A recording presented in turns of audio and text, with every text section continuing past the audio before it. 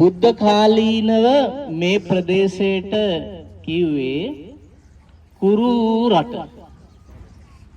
කම්මස්ස කෝම්හි කුරු රටෙහි කම්මස්ස කෝම්හි කියන ස්ථානයේදී ලෝතර බුදුරජාණන් වහන්සේ භික්ෂූන් වහන්සේලා විශාල පිරිසක් පිරිවරාගෙන සතිපට්ඨාන සූත්‍රය දේශනා කරන ලදී කියලා ඔබ අහලා තියෙනවද? එහෙනම් කම්මස්ස කෝම්හි නියංගමෙහි කුරු රට දැන් මේකට නවදිල්ලිය. දැන් අපි ඉන්නේ නවදිල්ලියේ නගරේ උඩ පැත්තේ.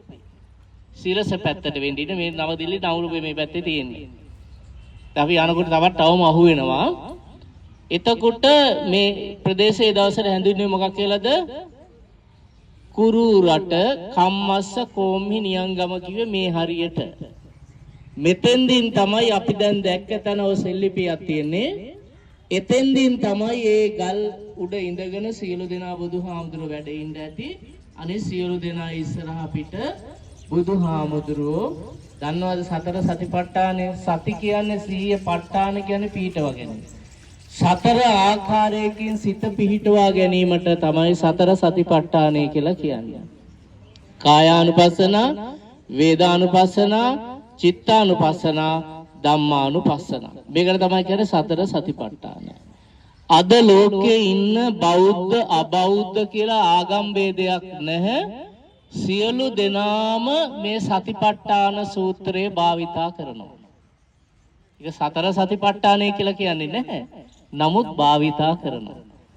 අද යුරෝපේ විශේෂ ඇමරිකාව, එංගලන්තය, ප්‍රංශය, ජර්මනිය වගේ රටවල් වල අය මේ සතර සතිපට්ඨාන සූත්‍රය බොහෝ භාවිතා කරනවා. ඒ අය භාවනා වලට යොමු වෙලා ඉන්න නිසා. ඒ නිසා ඊටාම මම එදා කිව්වල කාලාම සූත්‍රයක් පිළිබඳව මතකද?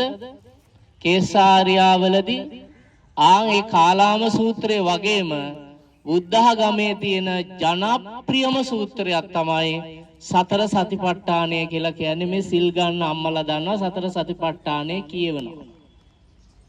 පැහැදිලිද? ඒ හින්දා එතන තමයි අප දැන් මේ ඉන්නේ. ඒ නිසා මේක අපිට ඊටාම වටිනාම කියන ස්ථානයක් බවට පත් වෙලා තියෙනවා. ඒ සතර සතිපට්ඨාන සූත්‍රය බුදු පියාණන් වහන්සේ භික්ෂුන් වහන්සේලා විශාල පිරිසක් උදෙසා දේශනා කරපු නිසා.